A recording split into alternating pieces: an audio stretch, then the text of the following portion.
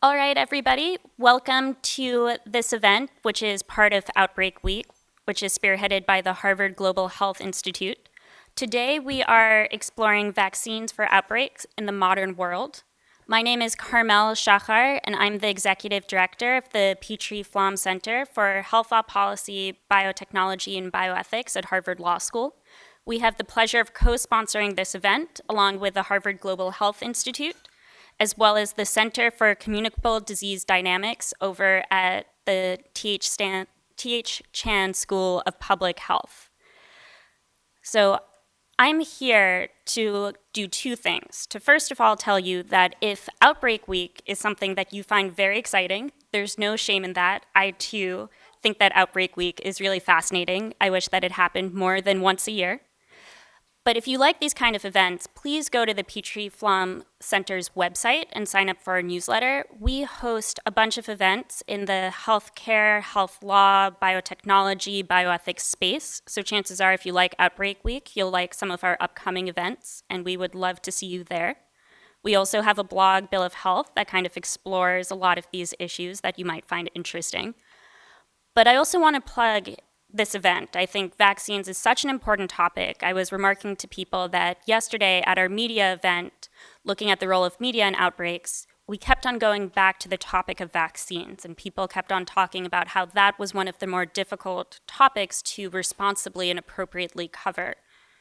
The other story that I want to raise is that vaccines have become such a contentious issue that 2 years ago, when I got a puppy and took the puppy to the vet kind of looked at me and went, "How do you feel about giving your dog vaccines?" And I was like, "Yeah, is that even an option?" And the vet was like, "Oh my gosh, you have no idea how many of my patients fight me because they are afraid their puppy will grow up to be autistic." Now, I don't know what an autistic dog looks like. I think researchers who study autism might be very excited to find out that you can cause autism in dogs, but it really goes to show that there is an immense amount of emotion associated with vaccines, right? That people are afraid enough to even try to avoid getting their dogs vaccinated. And so a serious exploration of this topic, especially in the context of pandemics and outbreaks, is so very necessary. I won't take up too much more of your time, except to introduce somebody who has been really instrumental to bringing this event to fruition, as well as the rest of Outbreak Week. And that person is Ashish K, who is the Dean for Global Strategy and the K.T. Lee Professor of Global Health at the Chan School of Public Health, as well as the Director of the Harvard Global Health Institute. So join me as I welcome him to the stage. All right, good afternoon, everybody. Welcome to Outbreak Week. It's already been a very exciting week. We've had lots of amazing, incredible events. We have a total of 8 events this week with 10 partners, none who are sort of as deeply engaged with us on so many of these as the Petrie-Flom Center. So thank you for being such great partners. So Outbreak Week, it's commemorating the 100th anniversary of the 1918 flu pandemic. You'll see some of us sporting these very stylish t-shirts. The speakers have all gotten one. And I have 3 extra that I'm going to give out based on your ability to answer the questions I'm going to ask. Now, here's the issue. One of these questions has been asked before, and if you've heard me say it, you are disqualified, and I'm going to go on the honor system. I'm looking at John O. Quick back there. Don't even answer the question, John O. I'm just kidding. I'm not giving you a hard time. But I have 3 questions, give out 3 T-shirts, and then I will introduce our keynote speaker, our first keynote speaker. But let me ask you guys, first question. This is the one I've asked before. This pandemic is often known as the Spanish flu. For those of you who have not heard me talk about this before, why is it called the Spanish flu? Professor Larson. Except you already get a t-shirt as a speaker, but you can still answer. Actually, do you mind if I see if anybody else knows, and then I'll have you do it? Yes. Yes, please.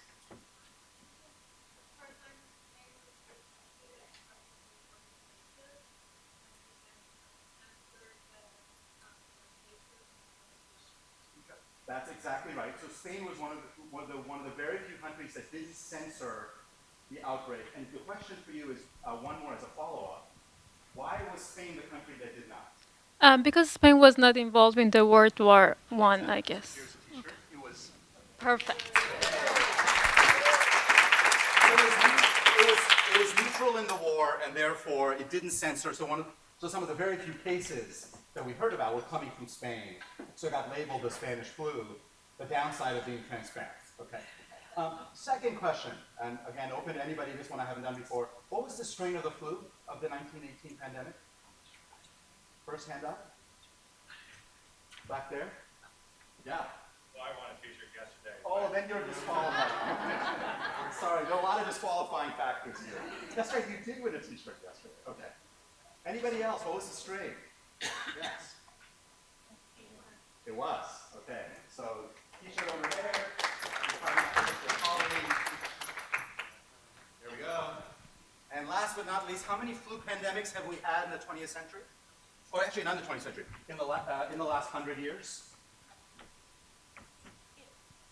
Yes. 4. 4. And you'll get the t-shirt either way. For bonus, can you name which years? I'll give you 1918. I only know a few. Can you name 68. the last one we had? 2009, H1N1. And then 58 and 67, I believe, were the two other years. 57, 68. I knew I was going to do that. My t-shirt. You don't want me to take off my t-shirt. All right. So, few little trivia. Again, thank you all for coming here. We are super excited about this event. We are going to talk about vaccines. And vaccines are incredibly complicated. They are also arguably the greatest public health intervention that we've had. I mean, along with sanitation and clean air, I would argue vaccines are one of the very few things that saves lives, saves money, is really an incredible advancement. This is Outbreak Week, so we sort of think about vaccines classically as a preventive thing, but we have been learning that vaccines are incredibly important in the middle of outbreaks. We think it had a really important role in the last outbreak in the DRC. It's been playing a very important role in this one. But vaccines are complicated. They're complicated in their science. They're complicated in how people accept them or don't, or have confidence in them and interact with them. There's a lot of complexity around both the science and the sociology and the psychology of vaccines. And we're going to try to explore some of those issues today. But as we get started, let me very quickly introduce a gentleman who really has been extraordinarily engaged at the forefront and in the leadership of thinking about preparedness, response, et cetera, and that's Mike Ryan. He's the Assistant Director General for Emergency Preparedness and Response at the World Health Organization. And he's been at the forefront of managing acute crises for 20 years. Involved in acute illnesses, he's been involved in 12 Ebola outbreaks in one form or another. Was part of UNMIR, for those of you who know UNMIR, the United Nations Mission for Ebola Emergency Response in 2014-2015, and is also a professor at University College Dublin. And when Mike agreed to come, we were absolutely thrilled. We couldn't think of anybody better to kick us off. So Mike, grateful for your coming. Thank you so much for being here.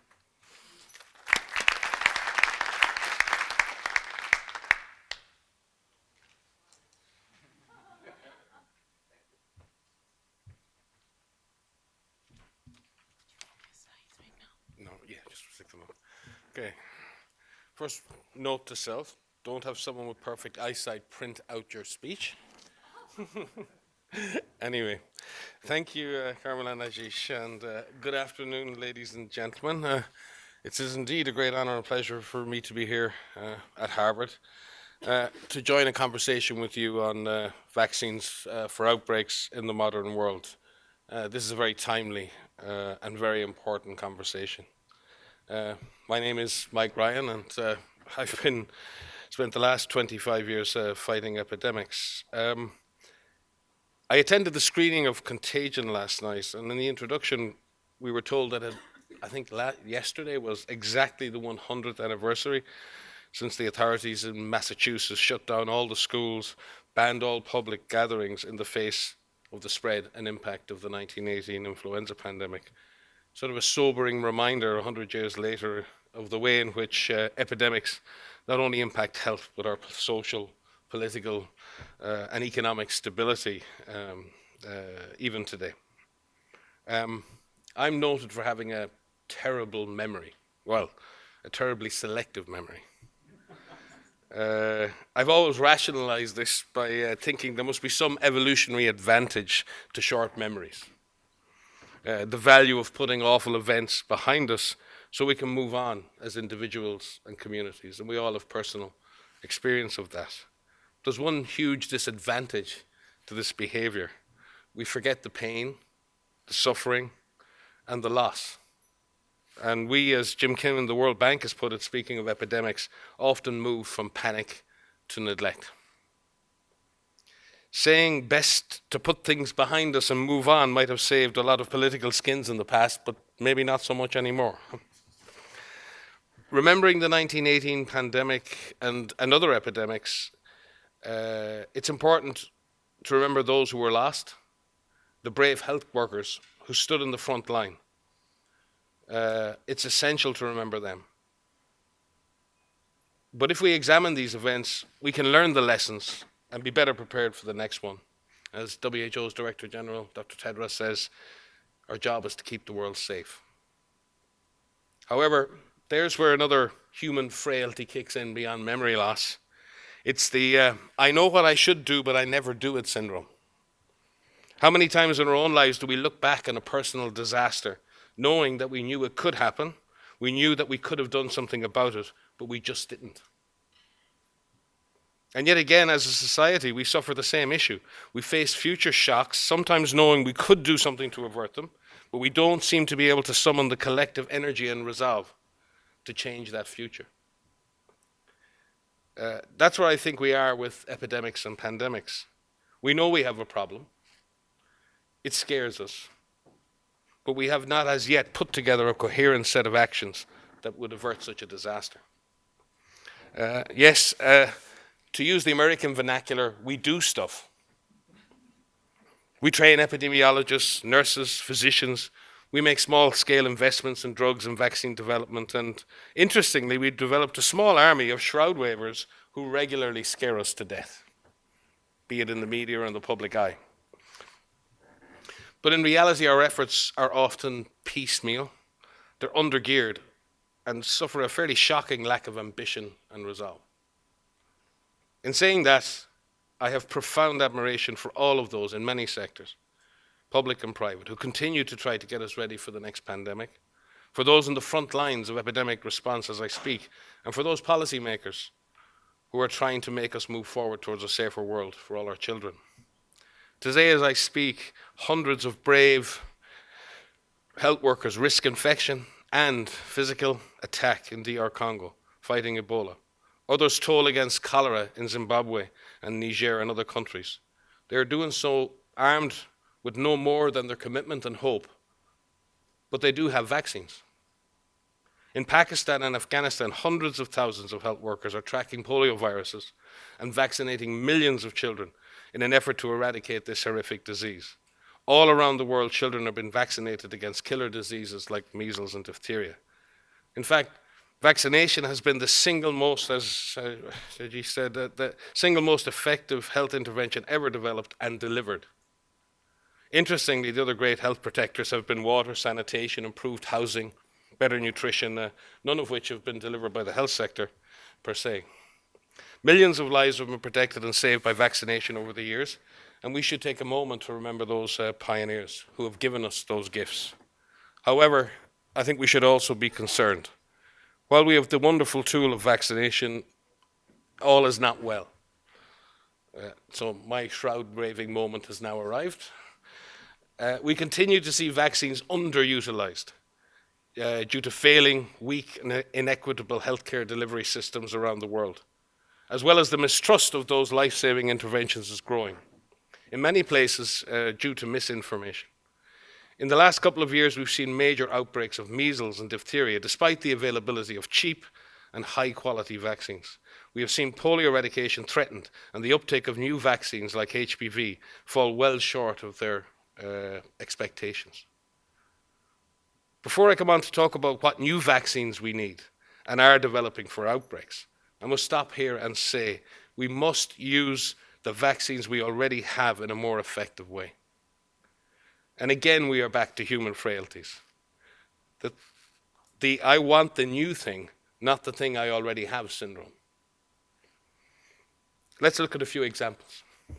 Firstly, let's look at yellow fever, or yellow jacket, as it was called in the Americas. A devastating disease that's been a scourge of humanity for centuries. We have a cheap, safe, and effective vaccine, which is in the EPI protocol for at-risk countries. Yet vaccination rates remain terribly low in many places, with the constant threat of epidemics. WHO and its partners have maintained a strategic stockpile of yellow fever vaccine for many years, supplying countries facing yellow fever epidemics. But this isn't a long-term solution. Routine population-based vaccination is the answer to avert what yellow fever outbreaks in the modern world. Our Ending Yellow Fever Epidemics, or I strategy, calls for this ramp up in routine immunization, in addition to large-scale catch-up campaigns and maintaining global strategic stockpiles, etc. But getting support for this vital strategy has proved exceptionally challenging. In addition, WHO works with its ICG partners to maintain strategic stockpiles of meningitis, cholera, and smallpox vaccine, and has sophisticated mechanisms to distribute them on the basis of epidemiologic lead. Let's take a quick look at cholera, where I can explore another of the aforementioned human frailties, the magic bullet syndrome, when it comes to vaccines. Rarely are vaccines effectively purely in their own right. Take cholera, a disease for which we have a good vaccine. Yes, it's a good vaccine, but only really useful when used in conjunction with other measures like the provision of water and sanitation. The cholera vaccine can protect populations in the short term while we improve water and sanitation, but we never seem to get around to the water and sanitation bit. So we're often left to repeatedly use vaccination as a short-term, last line of defense. It's heroic stuff. It's great for a movie script, but wasteful and misguided and predicated on our passion for magic bullets. We need to recognize that vaccination in the face of epidemics must be seen as one of a coordinated series of interventions that collectively protect, preserve, and restore health. So, as we look to our future and the risks that may hold for high-impact epidemics and pandemics, we all see that once again vaccines present a major opportunity for us to stop these things in their tracks, prevent their spread, protect the health of individuals, preserve our societal cohesion, economic prosperity, and political stability. All laudable goals, but not deliverable without a step change in the way we look at the problem and invest in the solutions. We are, however, making progress.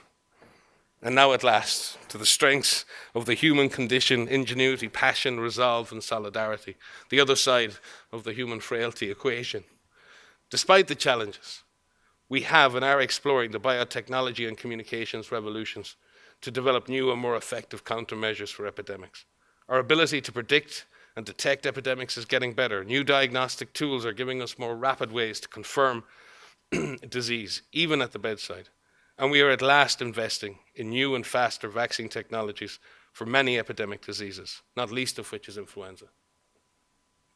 We have the capacity to rapidly develop candidate vaccines for influenza, but we still struggle with the timelines for producing enough of them quickly enough and distributing them equitably enough to make a difference. Right now, even in the best case scenario, it will take us 6 months to go into full production of a pandemic vaccine. Way too long for a virus that will probably have circled the world at least once in that time and killed hundreds of thousands. Beyond this problem is the ethical problem. Who gets the vaccine? Those most in need, those most at risk, or those who can pay? We need to shorten the timescales and come up with ways to distribute vaccine equitably. This is happening on both fronts. We see tentative investments in universal influenza vaccine, which is very welcome, but this will take years, if not decades, to deliver. In the meantime, there are other things we can do, using things like, and there are many more experts in the room than me, using things like nucleic acid vaccines, where production could begin simply after distributing a required genetic sequence. Only problem is we don't have the manufacturing platforms as yet that we could switch production to, so the problem is not the technology, the problem is the platform. Beyond influenza, there's a number of other high-threat pathogens with pandemic potential. They have been carefully prioritized through WHO's R&D blueprint, working with partners in the global coordination mechanism in order to accelerate the development of vaccines. We've seen the creation of the Coalition for Epidemic Preparedness Interventions that makes targeted investments with the private sector for the development of specific vaccines from our priority list of pathogens. Vaccines are under development or being tested for a number of pathogens, including Ebola, Marburg, MERS, SARS, Nipah, and Zika viruses. This is a new departure, as many of these were orphan diseases only a few years ago, with limited interest in the development of vaccines. In some cases, the target vaccination may end up being the animals who transmit the virus to humans and not the humans themselves. Another interesting option for us as we go forward for outbreaks. After I finish, I think Lydia, Marc, and John, sounds like a title of a song, will speak to Ebola vaccines. We're seeing major steps forward in candidate vaccines as we speak, with more than 11,000 people being vaccinated in the most recent and still ongoing epidemic of Ebola in DR Congo, using EBOV, under an investigational use protocol with a ring vaccination strategy. You cannot imagine how difficult that is to do in the middle of a shooting war. To bring vaccine to the field at minus 80 degrees, to do informed consent with every single person, to identify every contact of a contact, reach every village and vaccinate everybody.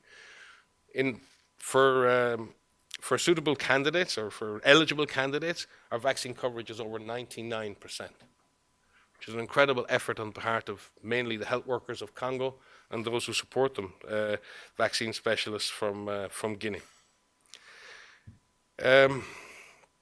But none of that works in this difficult environment unless we know what the virus is. Again, the need for good surveillance and excellent mobile labs. Even with this in hand, we need a community that accepts the vaccination and not the associated misinformation. Unfortunately, our efforts in Congo right now are struggling because a community that's beginning to mistrust has years of mistrust, of massacres, of war, of lack of delivery of basic services. And our vaccine has become wrapped up in this political argument, and currently our whole operation is at risk because of deteriorating insecurity. We'd like to thank all our partners, including Merck, the NIH and the FDA here in the USA, who've worked so closely with us and with the Ministries of Health and all partners in the Global Outbreak Alert and Response Network on the ground to make this whole process happen. I'm sure there's much more to come in this space as we develop new vaccines, drugs and diagnostics, better communication strategies for community involvement and engagement. In conclusion, I think human ingenuity, human passion, commitment and solidarity can outweigh our human frailties and shortcomings. We have the combined capacity to prepare for, predict, prevent and mitigate the impact of the next big epidemic or pandemic. It's not a choice, but an imperative. We must succeed, and we must mobilize every part of our society to do so. The public, academic, and private sectors are coming together, and we must stick together to see this through. Our political leaders must recognize the risks and invest heavily in the solutions over a sustained time period. We're in Massachusetts, and as a proud Irishman who's proud of a proud Irish American, I can say appropriately in his beloved Massachusetts, I can recall the words of JFK, when he said, "We choose to go to the moon in this decade and do the other things, not because they are easy, but because they are hard. Because that goal will serve to organize and measure the best of our energies and skills. Because that challenge is one we are willing to accept and one we are unwilling to postpone. And one we intend to win, and the others too. It's my fervent hope that when he said the other things, we might honor his tremendous vision and legacy and deliver another form of moonshot vaccines for outbreaks in the modern world. Thank you.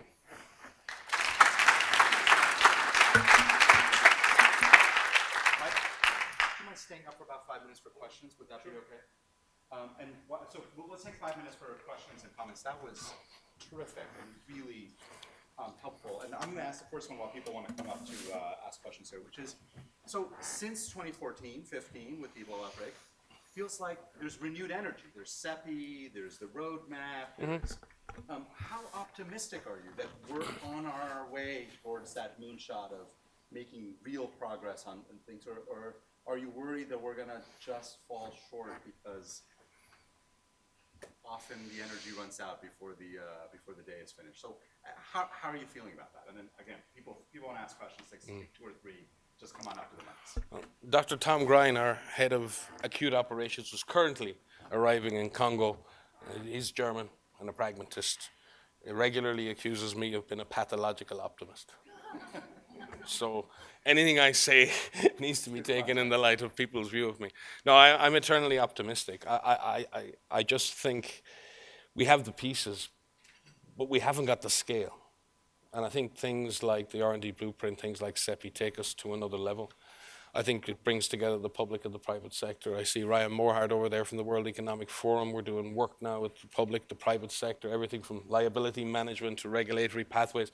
It's a bit like the Manhattan Project. Each piece is so important. It's like the International Space Station.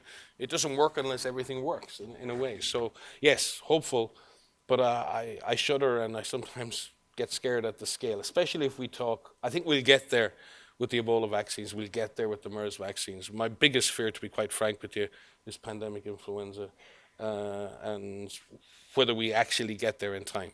We don't have the speed and the agility and the scale to deal with the truly serious pandemic of influenza again.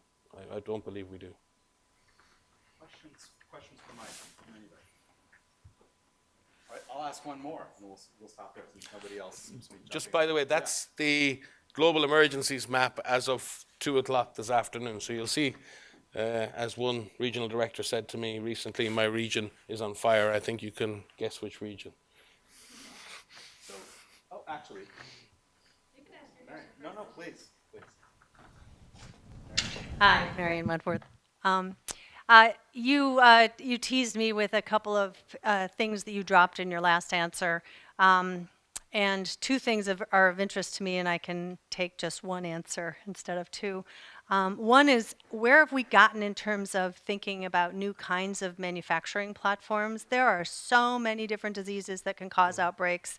The whole notion that we can get exactly right an X liter, facility that can do this, that, and the other is just, the world can't afford that much infrastructure, and nobody's going to do it anyway. And the other is the regulatory mechanism, which if you want to leave that for the panel to answer, I can ask it again. But honestly, we still have an unapproved Ebola vaccine, even though we're in our third outbreak. What does that mean? Yeah, I can answer part of the second part first. The second one, if you Yeah, the fact that we have an investigational use vaccine is a credit to everyone involved. And I can't tell you the amount of work that's going on between ourselves, Merck's, FDA, EMEA, trying to push this thing through.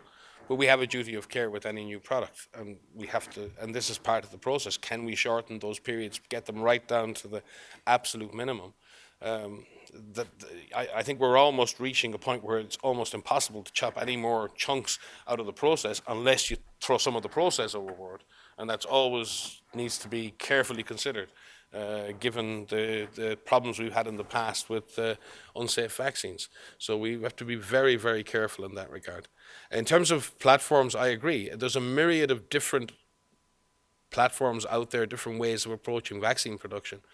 I think our biggest issue is that scale up. We're all producing vaccines, and some people are producing tissue culture vaccines, nucleic acid vaccines, vaccines grown in eggs, and everyone's on a slightly different sort of pathway. And in the end, we can't turn all of that production capacity into the production of a pandemic vaccine in real time. We can move from injectable vaccines to live attenuated vaccines. There are lots of other different pathways to get mass vaccination more quickly with vaccines that may have more acceptable safety profiles. But the real challenge is, how do you shorten everything without cutting corners? How do you get from A to B without going through C, D, and God knows how many other waypoints? And how do you stay safe in doing that? There is no answer. I think the only answer is we have to find better ways. And I'm not the expert in that, and certainly WHO within our We represent 194 member states, but we're not the innovators. The innovators are out there in industry. The innovators are out there in academia. All we can do is provide a safe, transparent, coordinated space in which these conversations can happen, and we can come up with new ways of doing things. Thank you, and that's a great way to end that. But thank you so much. Okay, That was terrific. good. All right. Well, I love both the starting off with the human frailties that hold us back, but then the human ingenuity that really drives us forward. Let me introduce our first panel. And I'm actually not going to introduce the panel. I'm just going to introduce the moderator, Helen Branswell. Those of you who know anything in the global health space know Helen. She's the infectious disease and public health writer for STAT. Really got famous in this space, at least in my mind, for the work that she did when SARS hit Toronto in 2003, and since then has really been arguably a leading global health reporter in this country or elsewhere. And because she's local, we keep relying on her. So she was here yesterday with us. And Helen, thank you for moderating this panel. So I'll turn it over to you and your panelists.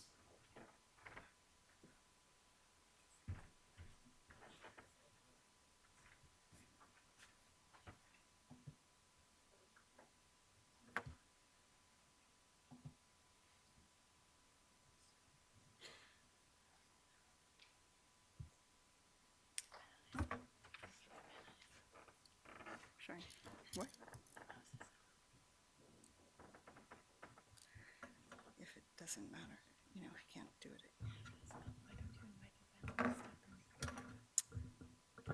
I'm going to start and we're going to try to pull up a slide.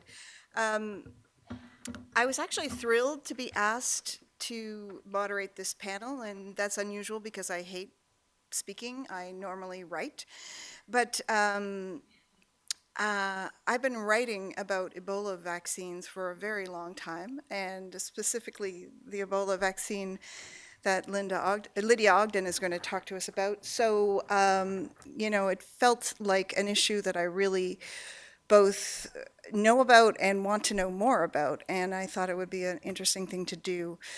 Before I introduce the panel, I want to ask for a show of hands. Have people come here with a lot of questions? If you've got a question that you already know that you want to ask, can you put up your hand, please? You must have a question in the second row. Mary? You? Okay.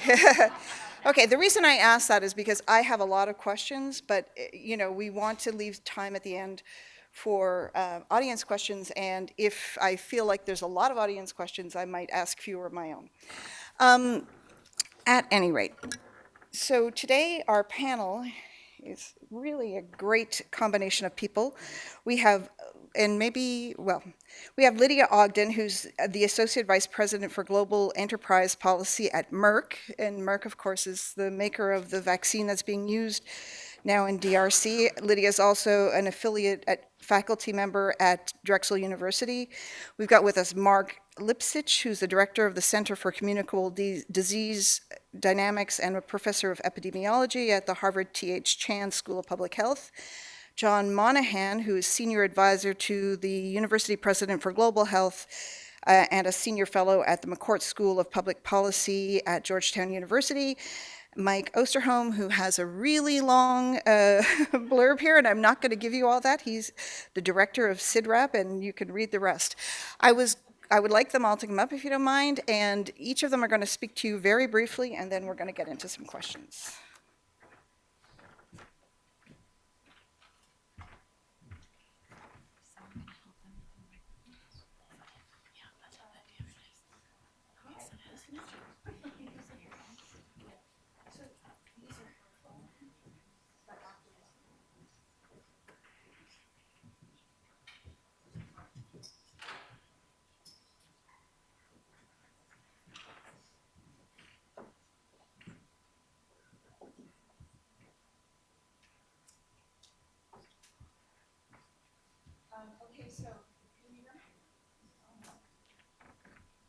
All right, can you hear me now?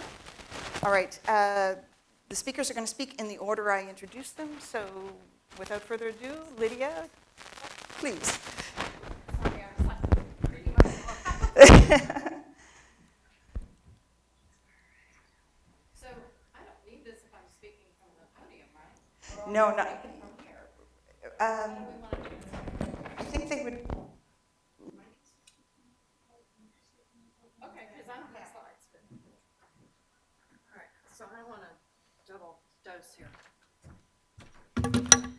Hi, everybody. I'm Lydia Ogden. I don't have a lot of remarks. I do have a remembrance. Years ago, my husband and I were both at CDC. He's a medical epidemiologist, and we took 3 of our 4 kids to see Contagion. And they said, "Wow, that's what you guys do?" Do you need something? A little bit this way. And I said, "Well, that's what Daddy does, but I deal with the politicians, and they're even scarier." I joined Merck about 6 years ago now, and I was lured away from CDC by the promise of using a vaccine to eliminate cervical cancer worldwide. That's not what we're here to talk about today, but I do want to underscore what Mike said. We have many, many wonderfully effective vaccines that are underused. That's one of them. What I want to do to set the stage is share with you why Merck got involved with the Ebola vaccine development, because it's the first question people ask. We recognized that we had unique attributes and we had unique experience to bring. We had capability. We have, a tremendous bench of scientists, and we had our Rototech cell line, and that gave us confidence that we could work expeditiously under very dire circumstances to bring a desperately needed vaccine to people at risk who were in desperate circumstances. And we had capacity. As a large multinational vaccines company, pharmaceutical company, we can flex and we can surge, but not without trade-offs. And I want to come back to that at some point. Speed does come at a price. And the resources that are required to do clinical development and manufacturing and navigate the regulatory system, those resources aren't trivial. And they're taken from other efforts. And that's an important point to consider. And again, happy to talk about that later. And Merck has a long-standing culture of commitment. We have, expertise in HIV. And I think I wasn't there at Merck when the HIV vaccine failed. I was actually at CDC in HIV. And many of us were really disappointed about that on the outside. I've since learned from my colleagues at Merck that the disappointment at Merck was just as profound, and Marion's nodding because she was there. And many people don't know this, but we actually did a tech transfer of our Hep B vaccine to China when there were incredible numbers of infant deaths from hepatitis B. So in short, we do see this as our responsibility, not just our corporate social responsibility, but our moral responsibility. And the other thing I want to emphasize before I turn it over is this is not something that Merck did alone. The public-private partnership that Mike mentioned is very, very real, and even private-private partnership. The vaccine was initially developed by scientists at the Public Health Agency of Canada. They transferred it to Newlink Genetics, and Newlink came to us because they knew that we had the capacity to ramp up manufacturing, which they lacked. But, there were also many, many, many, many other people, WHO staff, MSF, or Doctors Without Borders staff, the governments in the initial outbreak in Guinea and Sierra Leone and Liberia, and now DRC, and, many, many, many others. And I will just point out that J&J and GSK also followed this same path.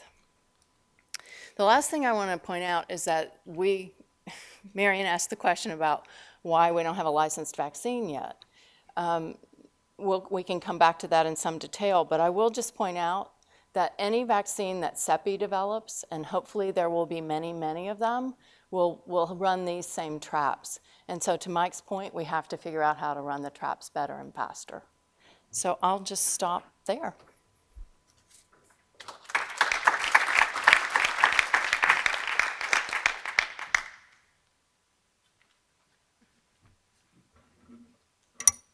Great Great, thank you so much, and we will get back to those issues. And now we've got Marc.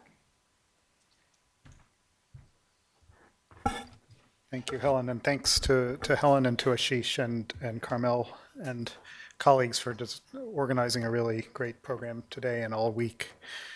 I want to talk about areas where, in the vaccine space, where academic communities like ours and like those of many other people in the room from other institutions can make some advances in collaboration with the private sector and collaboration with NGOs and others. And I want to do it mainly in the area of I want to talk mainly about the idea of pre-planning. I'm not going to talk about the wonderful work that Sept and others are doing in terms of designing vaccine candidates, but I really want to talk about sort of the next stage that comes after that.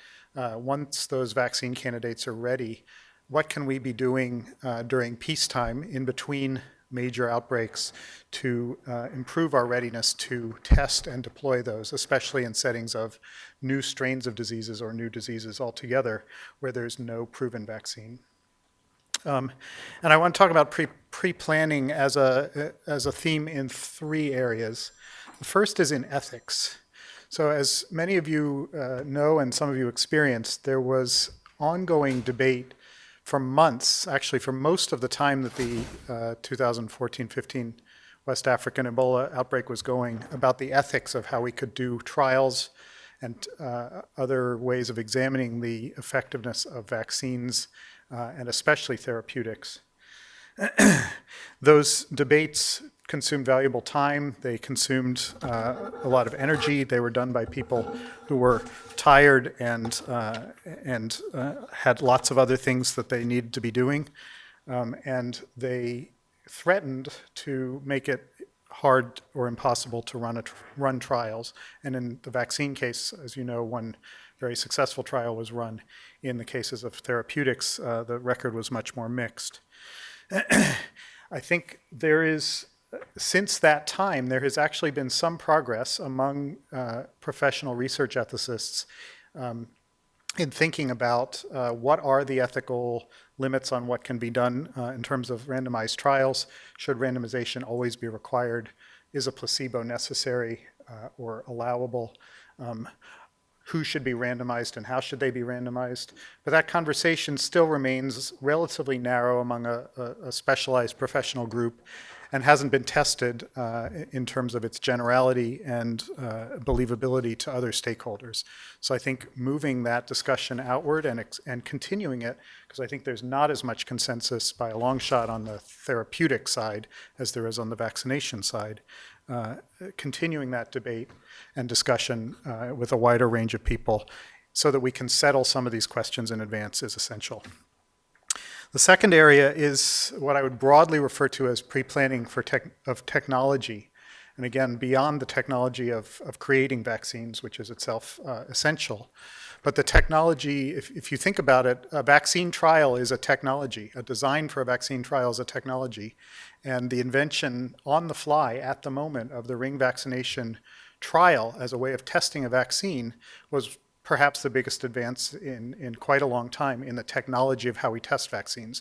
Ring vaccination had been used in public health, but not as a vaccine trial. There are many challenges to doing these vaccine trials in emergencies. Spotty incidents, unpredictable incidents, urgency, first as the epidemic is growing and we need a vaccine to stop it, and then as the epidemic, as happened this time, is shrinking, so we need a vaccine, we need to test the vaccine before the epidemic goes away. There are a number of things we can do to expand that technological space of how we do vaccine trials, and I think that as a research frontier is really important. Also incorporating other forms of technology like genome sequencing of the pathogen to enhance vaccine trials, better understanding of correlates of protection. There's just a paper that came out yesterday or the day before showing why the way that most correlates of protection are established is full of biases and potentially quite inaccurate. It came from a group in Oxford in PLOS ONE. There's a lot to be done in terms of getting us ready to do better trials and more informative trials. The third piece is logistics and pre-planning of protocols, and that's not so much my area of knowledge, so I won't speak about it. But as you know, there's a lot of effort to develop protocols for better in advance that can be tested ethically. Why pre-plan? Just briefly, it saves time. It means that deliberation is more clear-headed because people have time and sleep, which they often don't during the outbreak.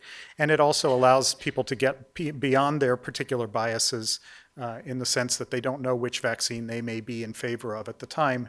And it's a much more neutral process if no one knows which team they're on at the time of deliberation. So thank you. I'll stop there.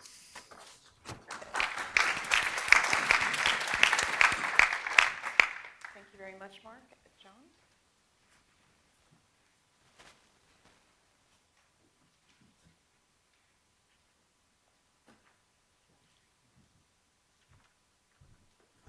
Thank you very much, and I think it may be that universities love anniversaries, so I work at Georgetown University, and we've also had events commemorating the 100th anniversary of the terrible pandemic, but not nearly as good as this, as you guys do at Harvard, and not nearly with the cool T-shirts like Ashish has. And if I may get back to campus and find T-shirts like that too. So anyway, thank you for inviting me. I think before I talk a little bit about sort of three things I think the law and lawyers might have to say about the challenge ahead of us, I want to resonate with a point that Mike made, which is about there's a real human cost to failing to act here. And when we did our commemorative event, one thing we did was we asked the archivist of the university, what records do we have at Georgetown? And among the things that the archivist brought out, because of course, it's a Catholic university and we've got Jesuits have kept everything forever, So they brought out a box, and sure enough, it was a box that had the medical records of all the students who were in the infirmary during the outbreak. And because it was an infirmary run by Catholic nuns and Jesuit brothers, they kept meticulous records, charting fevers up and down. And it was sobering because a lot of those charts ended, right? High fever, death. And I thought, as somebody who worked at a university, in those days, somebody had to write a terrible letter to someone's parents that said, you're in this case, your son was a student of ours, and something terrible happened. I also thought about all those nuns and brothers who were working, not knowing when they were going to get sick or if they were going to get sick, no one knew. Anyway, sometimes things like that, at least for me, holding those records really brought it home that someday we're trying to make as few of those calls as necessary, right? We hope that someday in the future we can do something that will at least reduce the number of people hurt by this. So anyway, Mike, I think you were right. That's good to remember this. So about law, why is a lawyer involved in this? I'd say three things. One is, my experience is not so much with Ebola. It was from 2009 H1N1. You'll hear from our colleague Nikki Lurie, who helped guide the US government and me through the learning process of how we respond to the H1N1 pandemic. But I will tell you, I'm one of those Washington creatures you've heard about, lawyers who go in and out of government all the time. I'm one of those people. I had never in my public service life used my legal skills as much as I did during the 6 to 9 months that we were involved with this. It was extraordinary. Because everything from the contracting to the distribution to figuring out who was responsible for what, when we did the vaccine donation campaign, thank God, the pandemic wasn't as severe as it could have been, but that vaccine donation campaign was one of the most complex things I've ever been involved in. The number of lawyers and the number of billable hours that I was involved in, it was a big takeaway for me. So the second thing, that led me to the second thing law does many things, but among them, and when it works well, it allocates risk. It allocates risk among different players who need to engage in a common enterprise. So in this case, you got at least 5 sets of players, right? You've got the donors, payer governments in the world that respond right now. You've got the manufacturers. You've got the host governments. You got the people who live in those countries. You got the WHO and the whole international regime. We got to do a better job of allocating risk because we know what our goal is. As rapid and safe a response as we can possibly have. So, and getting it wrong is not really a good option, because even if we have people take vaccines that ultimately maybe are dangerous but are better than the alternative, we're going to have another one of these. You don't want a second. We got to do this as best we can because we need to make sure that we've got a regime that works. So the last point really is legal readiness, and everybody said this in one way or the other, but I think the same way you think about the development of a vaccine as a scientific enterprise, we need to think about the legal regulatory regime as an end-to-end exercise. How do you go from day one to your maximum public health intervention? What are all the legal and regulatory steps? And I'm not suggesting this is easy, but if we don't do that exercise, we're going to kid ourselves, right? Fixing one step is not going to solve a multi-step problem. Liability is really important. I know we're going to talk about that, but that is only one of what I would argue are multiple things. So anyway, those are three thoughts. Laws is, at least in my experience, was intimately involved in the response and the development of vaccines. Two is law is a way to at least think about how you allocate risk. And then three is we know now, unlike many things in terms of the next big pandemic outbreak, we can predict the legal and regulatory issues we're going to face. And sort of shame on us if we haven't figured out a better way to respond.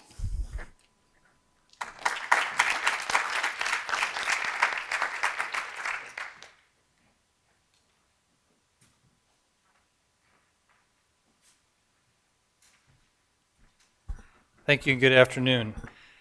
Let me in my comments try to provide some framework that I think yet has not been discussed, but I think is critical for understanding our discussion of vaccines, both their past, present, and future. First of all, we have different kinds of vaccines, and I'm not talking about manufacturing platforms or even agents, but categories of vaccines that have everything to do about their availability because it has everything to do about the business model. Routine child immunizations are well understood. They are, in a sense, you might say, the gold standard of vaccines, both in terms of their availability, their funding, and their performance.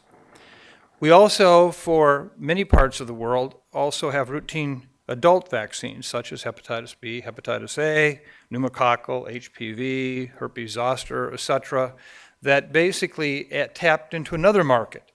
But again, part of a routine program that made their availability a reasonable business model. Then we have those travel-related vaccines, or in some cases, diseases of regional critical importance, such as yellow fever, typhoid, dengue, etc., which had to have a pull, basically, of a very specific population, such as travelers, which today mounts in the millions, or, in fact, of regional importance. Where we were lacking vaccines and any model for bringing them forward was in epidemic diseases. And that was very apparent in 2014-15 for Ebola. And but for the fact, had the United States government not considered that Ebola could be used as a bioweapon one day in the future, funding for that work that made it possible for that vaccine to even be at the stage it was at the time of the 2014 outbreak wouldn't have been available. And so it was not anticipated to be an epidemic disease as much as it was a bioweapons disease. So what happened, though, was following the 2014-15 Ebola outbreak, it became very apparent to the world that we were broken when it comes to the issue of epidemic disease vaccinations. And so as a result, the WHO, to their credit, convened a group of experts and with that further developed and came up with a document in May of 2016 called an R&D Blueprint for Action to Prevent Epidemics. And it was actually a large vision to say, what is it that we need to do to have vaccines such as Ebola be available? And with that, they also published a methodology for how we would determine which diseases merited prioritization in that scheme. The diseases, there were 8 of them, Crimean Congo hemorrhagic fever, MERS, Zika, Ebola Marburg, Nipah, Lassa, Rift Valley fever, and one called Disease X, which was what is the yet unexpected disease that we might need to gear up for very quickly that we don't even know the agent is today. Well, I come to you today with some kind of unique view on this because our center, the Center for Infectious Disease Research and Policy, was tasked by WHO, along with the Wellcome Trust, to actually develop roadmap documents for Ebola, Marburg, Nipah, Lassa vaccine, therapeutics, and diagnostics.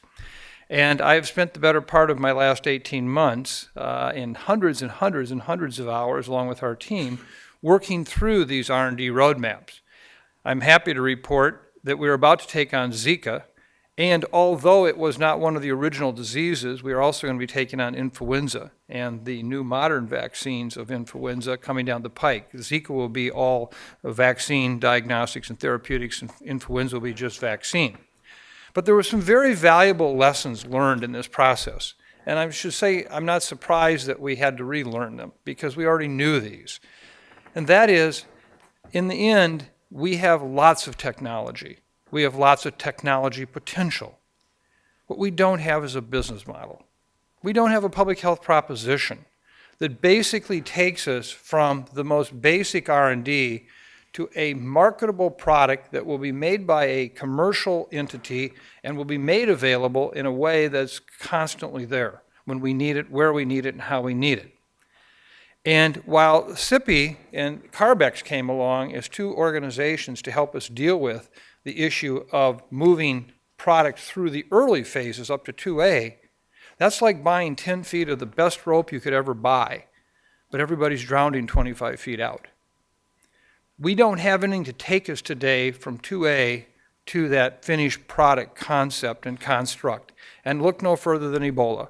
It's a classic example. So today I think we have to talk about, we focus a lot on the science and technology because that's where we're comfortable. But frankly, it's about the business model. It's about the public health proposition that makes it possible to have these vaccines be available when we need them because there is a reputable and authoritative private sector company that's making them in a way that makes it available for us and it makes money for them. And so I hope we move it more into that area. Thank you.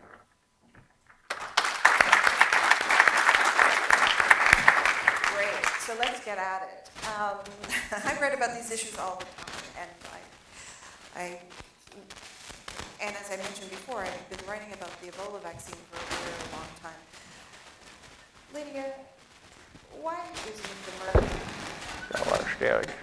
Is that me? I don't know who it is. It's one of us. Is it? Oh, okay.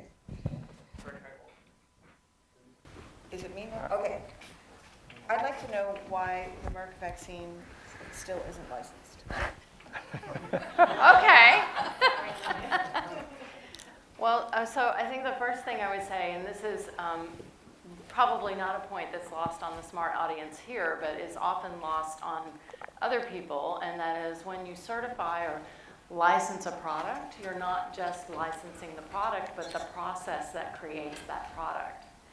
And that's really, really important. So we had some unexpected engineering and construction delays with the facility that we are reworking in Germany to manufacture this vaccine. And we did do our due diligence, and you can either build capacity to manufacture or you can buy capacity to manufacture, but in the end we decided that the existing facility that we had in Germany was the right choice, but it needed a lot of work. And then the regulators have to certify that that facility is up to snuff. So long story short, it has been longer than what we would have liked, but we do have the stockpile and we are using the stockpile even now in DRC. So we are hopeful, along with WHO and our other partners, that we will be able to see our way through this current outbreak and be able to get on track with our manufacturing so that we have that stockpile, that cushion that we all need to assure us going forward. You know, last year in November, I was talking to one of your colleagues at Merck and was told that Merck had a self-imposed deadline of filing by the end of 2017 and that you were going to miss it. And when I was speaking to her, she couldn't give me a commitment of when you were going to be able to file. She said that she felt good about 2018, but actually I think she said a high level of confidence, but wouldn't commit to it. Will the dossier go in this year?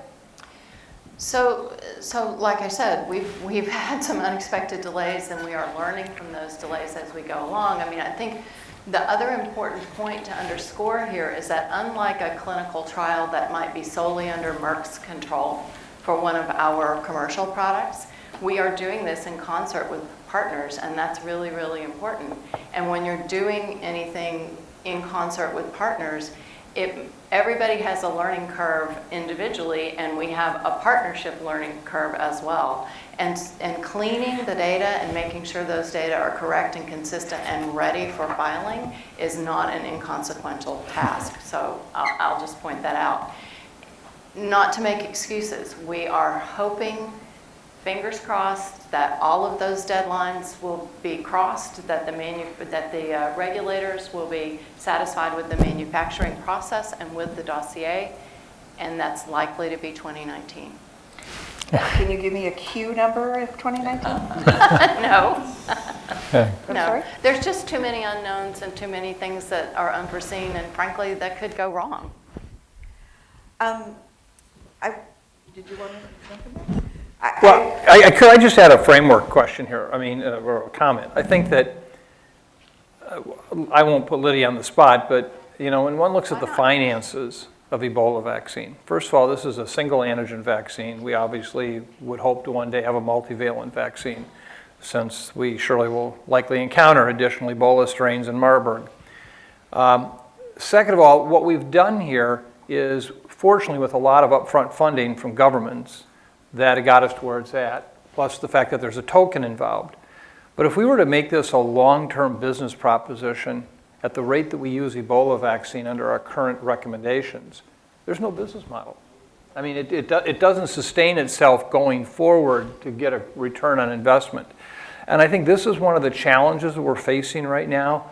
And I would argue that when you ask the question of Merck, I think fortunately Merck has done what it's done, and the US government, Canadian government, others have done what they've done to pull these forward. I think this is really an important point, and it's one that we often miss. Can I just Moderator's add? privilege. I'm going Oh, to. go ahead, Nancy. Question, not just to get you out of this. You know, part of the thing about Ebola is it was a terrible outbreak, but what got the U.S. public's imagination and turned it into a firestorm was the threat of cases coming here, right? And it ignited a lot of energy and enthusiasm and made me focus on some of these issues. That's died down. Can you think about balancing that understanding, which does bring resources, which in the end it's resources and time and money that drive some of these things, versus the actual risk, which in some of these settings, the public perception of risk may not be fully true. And so can you think aloud about how you balance the need for it to be front and center in the public, otherwise they won't care about it. But we also, you know, don't necessarily want people frantic all the time, worried about people with Ebola getting into the United States. Is that for anybody in particular, or is it for me? Well, I was talking to Mike because but I mean, I think from all of you, it's sort of a perspective from, pharma too. I mean, Merck partly got into this because of the goodness of its heart, but there is a, interest in the PR of coming up with a Ebola vaccine that's going to save it, which is good for the company. It may not be the interest of why you did it, but I just wonder how you all weigh those equations when you think about, development of Ebola vaccine. So can I just say that to that last point, and I'm really trying to be objective here. I know that we didn't get into it for the image boost, and I have to say I don't think that we have really experienced that.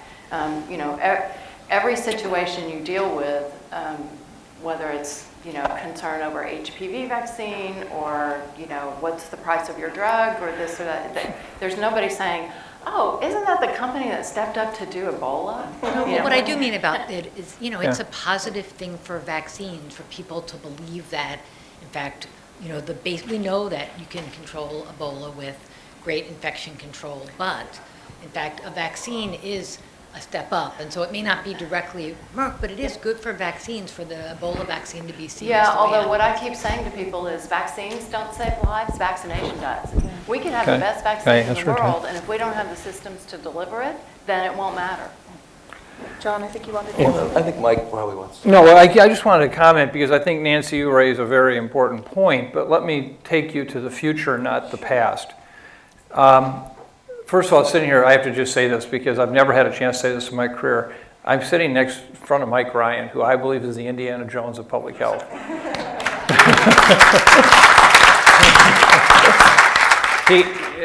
You're amazing. But you know what? My biggest fear about Ebola has always been when it hits Kinshasa and blows. And Ebola of the 21st century is very different than Ebola of the past 50 years. We have the urbanization of Africa. We have the fastest growing region in the world right now is sub-Saharan Africa. And the urbanization of this disease makes it a very different disease when it was in rural Africa for all these years. So while right now I believe from a market standpoint, if we had an Ebola prepared Africa, which I've advocated for a number of years, where we're vaccinating healthcare workers, emergency room, taxi drivers, burial team people in advance if possible. That may not be practical, but it's on the other hand, it would put some rods in the reaction. But this, even with the DRC problem we have now, which Mike very nicely laid out as a real challenge, that's nothing compared if it got into our major metropolitan areas. That would be so significant that not having a vaccine would be an absolute public health malpractice issue. Mike, did you want to say something? Sorry, this is taking a different approach. No, that's okay. No, Probably more You'll useful. probably never hear me say something like this before or again, and I'm certainly not one that's in the business of praising pharma per se when it's not deserved. But taking your point, Mike, about the business model, fully accept that that's our biggest gap. But we vaccinated 20,000 people in the last 12 weeks or 14 weeks in Congo. And that wouldn't have happened without the company that's driven that with us. And for that, they deserve return on credit. And again, I have to say they've been very, very transparent with us on the problems they've had. We've had monthly teleconferences at the highest level of organization. And I've actually rarely witnessed such transparency on what are real manufacturing issues and real proprietary issues in the company. It doesn't mean we're there yet. And there's a lot of work left to do. And we'd like this to be faster, so my frustration can be obvious. But at this particular moment, given the interactions we've had, I think we are where we are. I think the company deserves, and a lot of people in the company from Germany across the States deserve a lot of credit. You won't hear me say this in many fora. In terms of, WHO and pharma have always had a rather checkered past. But when people do good things, they deserve to receive the appropriate recognition for that, even though we're not there, and we expect a lot more from our partners in Merck and J&J and others for Ebola vaccines in the future. So thank you, Lydia. Thanks, Mike. So just to be clear, my questions were not criticisms of the company. I was trying to get some information out because I want to know. And Could I I'm just sure say- all of you do too. I'm sorry, could I think embedded in a number of the comments, it's not about Merck is the politics of doing something like this is hard, right? I mean, the things that in general governments don't do well are sort of long-term risks that don't have sort of an immediate threat, right? I mean, sort of long-term planning, and the world is filled with like real crises that we're ignoring because we have more immediate crises that capture political. I know that's sort of stating the obvious, but I think that's behind all of this here, whether it's in the United States or other countries. We shouldn't kid ourselves because the only way you can really ramp up enthusiasm or focus on this is to have a crisis. And we saw what happened here in the US. That's a double-edged sword. I mean, you can make the most of it, but you shouldn't kid yourself. There's a lot of downside to it. So I hate to say it, it just seems like it is at least in my experience, that it seems like that is a cycle that is likely to repeat itself. The question is, given that cycle, what can we do to make the most of the times when we do have attention, and how do we get the most done in the times, frankly, when we don't have the political attention that we need? Can we talk a bit about clinical trials? Because Marc pointed out when he was at the podium that, we should do this as a concern, and there may be some progress being made in terms of...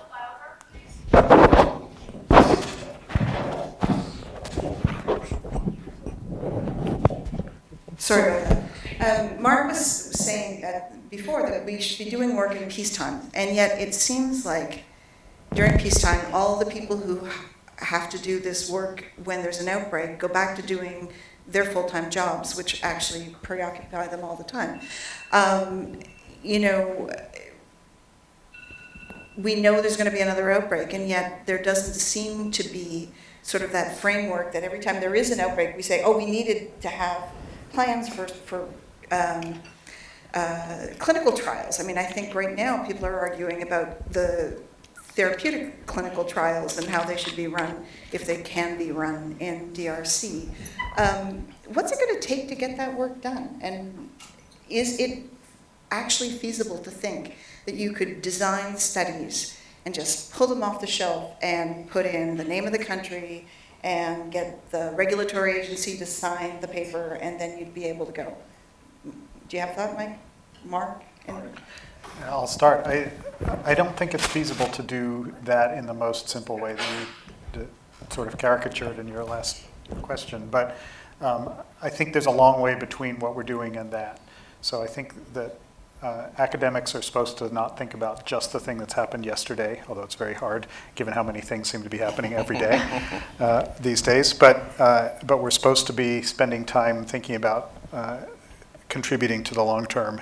And setting up the plans for clinical trials to be more effective, debating the ethics of them is a very, very cheap activity compared to, say, making any one vaccine. But it has to be done.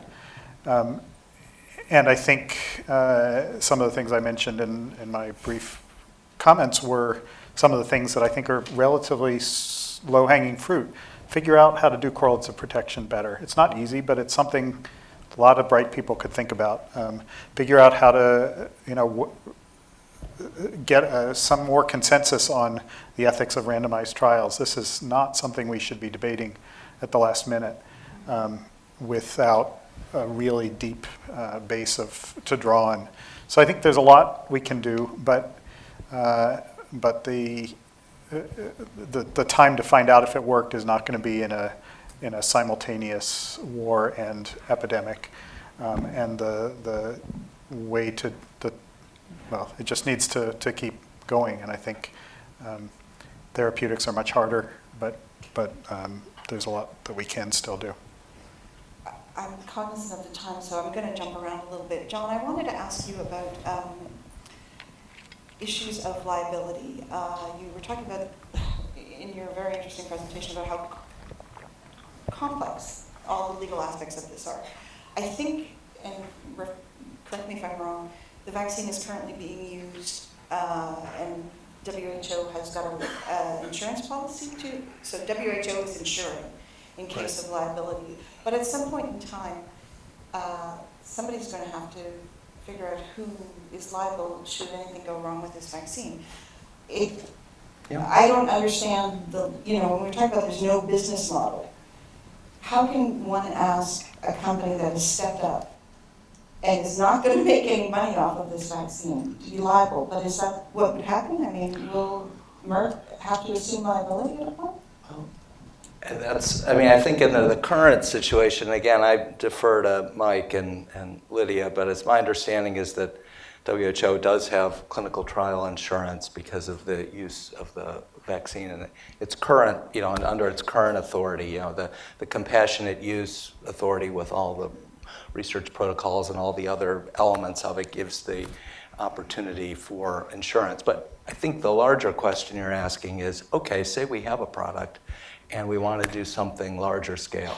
And what do you do about adverse events? I think if you're going to stick with a business model, and Mike may see it differently, but if you stick with a business model where we're going to rely on private companies to take substantial risk, you're going to have to de-risk that event if you're going to expect them to put out products that are not going to have a market ultimately. So now how do you do that? Does that mean that you leave the people who are harmed without any recourse? I don't think that's required at all. You can have compensation schemes, but that costs money.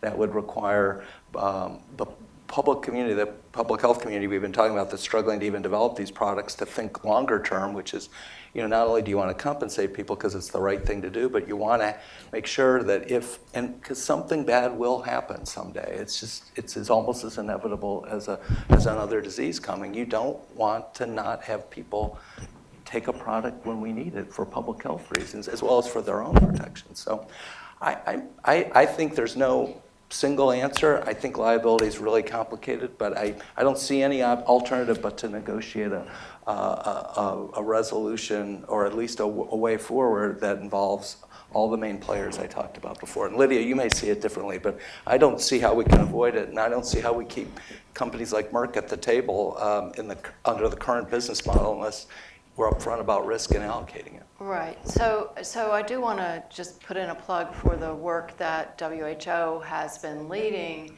in concert with the World Economic Forum and with the involvement of Sept and with Ashish, to look at this very question about liability and compensation for unlicensed products used in outbreak situations. Because in my now almost 35 years in public health, this is the first time I've seen real progress on this front. And I was particularly persuaded of the importance of this, not because Merck was necessarily at risk, because we self-insure, but because if there are people harmed by a product in a developing country, the systems of justice and adjudicating that claim and that potential harm are rickety at best.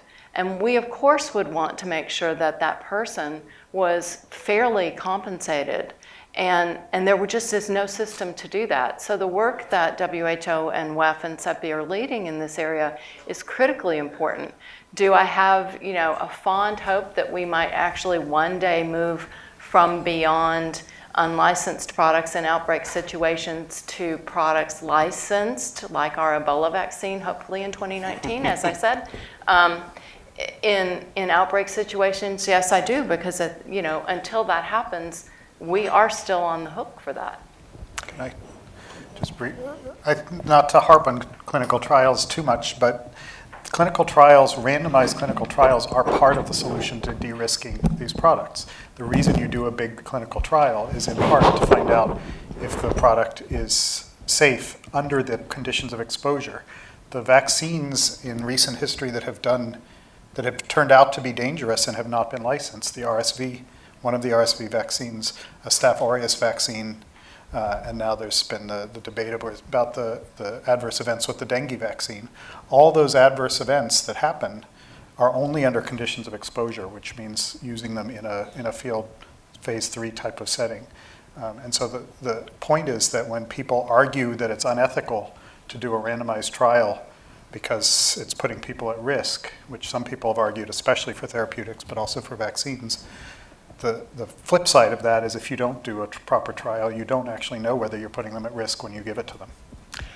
I just want to say, at Lydia's point, is that I do think the model of what WHO and Sept and World Economic Forum, Ashish and others is doing is if we're going to ever get to that long list of things that we have to sort out, you have to get people together in a safe environment where they can talk through the pros and cons here. Unless you want to do it in the midst of a crisis, the only way to do it is through that process. I don't want to get into all the details of it, but I really feel like that's the only way in which you're going to have a meaningful, you have a chance to have a set of policies ready in advance as opposed to done on the fly. Okay, I'm going to ask a couple more questions and then I'm going to throw it over to the floor. Mike was talking about surge and, you can do actually both keynotes. We're talking about the fact that you can do all the work you want with Sept and come up with great ideas, but if you don't have the capacity to actually make the product, you're really not going to be very far along.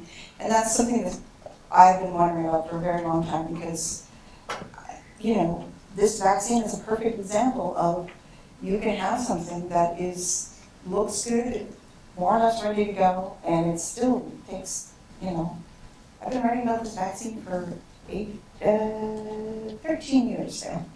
And, it's going to be a while yet. Mike, what's the answer? Is there an answer?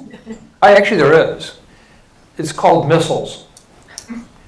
How do we secure, purchase, and use missiles in the world? The vast majority of them are bought by governments from private sector companies under very strict requirements.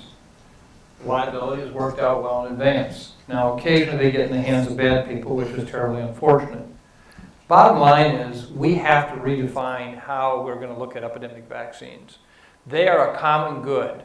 They should be under the purview of government programs like defense contractors are, where from a worldwide perspective, we guarantee a purchase of so much vaccine down the road, we cover the cost of the good manufacturing practice certified facility, where hopefully we can use it for other things with a similar platform.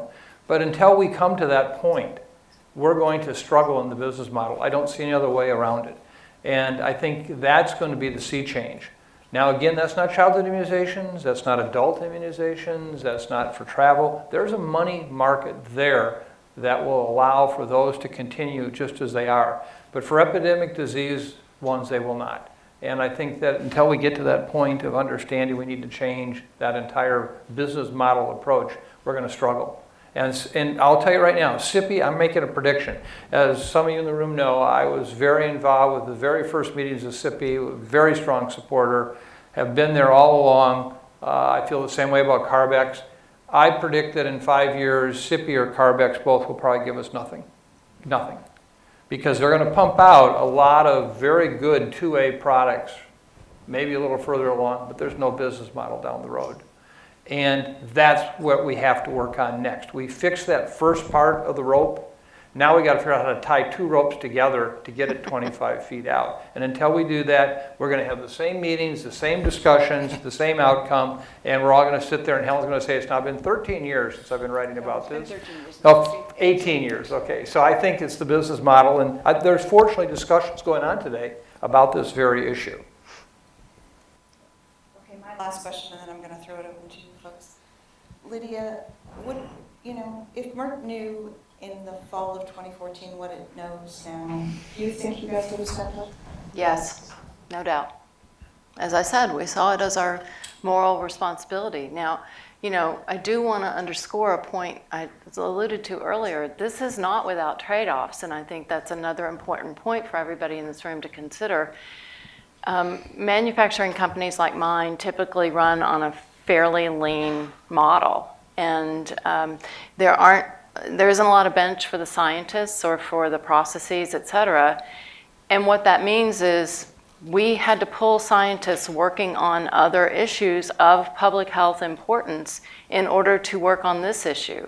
And for some of those products, potential products, we'll never get that time back. There are very, very real indirect costs, and the trade-off of a production of an Ebola vaccine for a measles vaccine may not be a really good trade-off, right? And I'm not trying to scaremonger or poor mouth, but there are very, very real trade-offs that have to be considered. And my company, thankfully, was able to do this. But our CEO has been really clear that if someone came to us again, to Mike's point that he just made, we'd have to think really long and hard about that.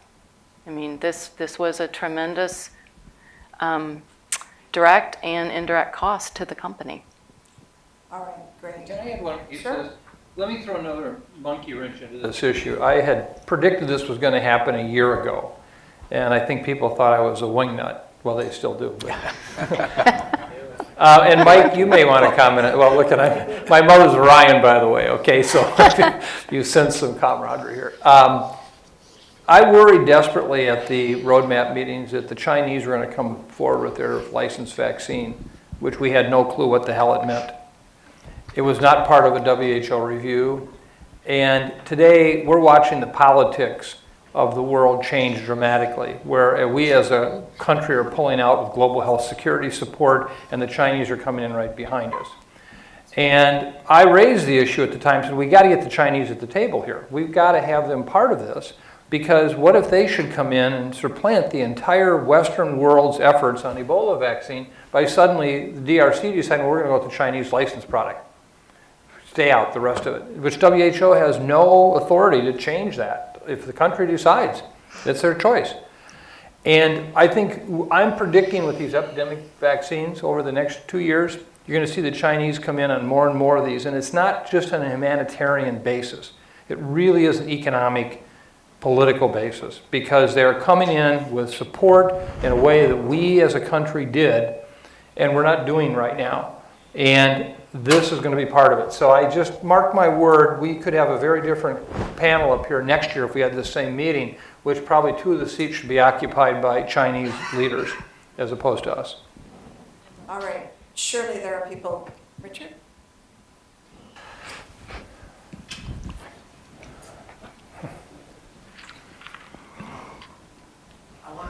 back to the 1918 when most of the deaths were in what we now call the developing world, China and so on.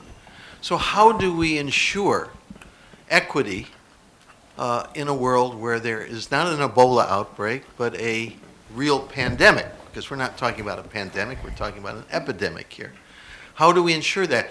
Is it going to come from Chinese manufacturers? By the way, they did this with the H5N1 vaccine, so it's not something new. They were pushing that very strongly.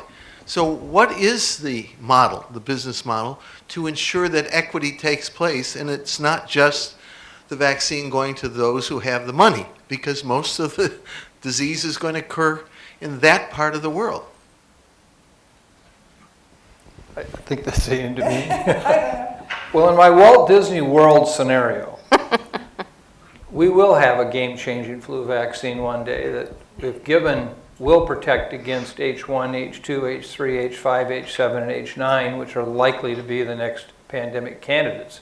And it will be one that will have already pre-deployed for seasonal flu, which will have at least 10 to 20 years of protection.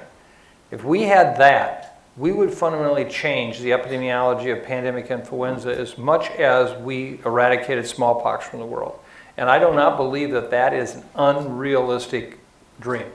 I think immunologically, we have reason to believe we can do it. Again, it's a business model. So I think the question is, in the meantime, till we get to that point, we're pretty much screwed. And I don't know if there will be equity. I don't think it'll happen. Second of all, though, I think we can take this off the map as a challenge if we just, again, put ourselves to the mission. And I loved your quote from John Kennedy about why are we doing it? It's not because it's easy, it's because it's hard. And I think that that's exactly what this is. So my question is really, what is the business model for smallpox vaccine? If I'm not mistaken, governments, including the United States government, possessed large... What is it? It's a missile. Yeah, right. I mean, is that pretty much the answer, that we need to think about a long list of diseases the way we think about smallpox, which is to say to buy and most likely never use, but just keep repurchasing it whenever it expires, massive amounts of vaccine for many diseases? I mean, is that's sort of the simplest answer. It's also probably the most expensive answer, but I mean, is that it? Well, I would say, first of all, none of the diseases we've mentioned actually fit in the smallpox category, with the exception of should smallpox return, which I think there surely is a possibility today because we can make smallpox virus de novo today. We don't need to have the old virus. And someone could do that. But I think the message here is these are vaccines that will be used. Lassa takes its toll every year. Nipah is one that is very real and is going to continue to be a growing challenge. So all the diseases we've talked about here, what we have to have is the pipeline so that the vaccine being used is replaced by a vaccine coming in and potentially even expanding it. So that's more active than just a stockpile of an advanced smallpox vaccine. And, no, go ahead. Go ahead, John. This is partly only a little facetious. I think the way to think about it may not be in terms of biology, but think in terms of the political economy of the Defense Department. Or think of where governments invest over the long term in something that they may not need to use right away, but you've built public support. You have a set of players that consistently come to the table every year because it matters. I mean, there are other examples, but that's one. So I would actually like to suggest that Dr. Messenger may have something to add here that's worth hearing, but just simply observe that the public purse is not unlimited. And even though DOD has a budget and BARDA has a budget and CDC has a budget, they all probably would argue they don't have all the budget they need. So if we want to have missiles for all these diseases, the money's going to have to come from somewhere. And it should Anything be you want to add? It should be a global budget. Let me make this clear. We're not talking about taking, out of the current budgets. We're talking about this is a new strategic investment that has to say, for some of you who are old enough in the room, you remember the old oil frame commercial. You can pay me now or you'll pay me later. And I think that this is on any cost-benefit analysis is going to be cost beneficial to actually take care of these epidemic diseases. And it should be shared by the world. This should not be a United States-based effort. I mean, we surely are a leader, but it has to be, and I think to the extent that governments around the world get involved with defense spending, they need to be involved with this spending. So just to get you out of Walt Disney World, many things are cost beneficial that the government or our government and other governments don't fund. You know, we just have to be realistic. These are political, public decisions. But I think smallpox and flu are maybe different from all these other ones that we're talking about in the sense that we really, ideally, if any country needs a stockpile of those two, then probably all countries need a stockpile of those two. But for diseases that are less transmissible, for Ebola, for example, we don't need a shot for every human being in the world, or even anything close to that. What we need is every human being in the world to contribute some tax dollars to provide enough to stop the next outbreak, next few outbreaks. Amen. I would like to thank you folks very much. I'm sorry to have to cut it off now, but I think we've run out of time. Thank you very much. Thank you. All right. So that was terrific. Thank you all. We're going to take about a 5-7 minute break. There's coffee and some tasty goodies outside. And when we come back, we're going to hear from somebody who was referred to over and over again, Nikki Lurie, who really led the preparedness and response effort for our country for 8 years. So let's be back here in 8 minutes.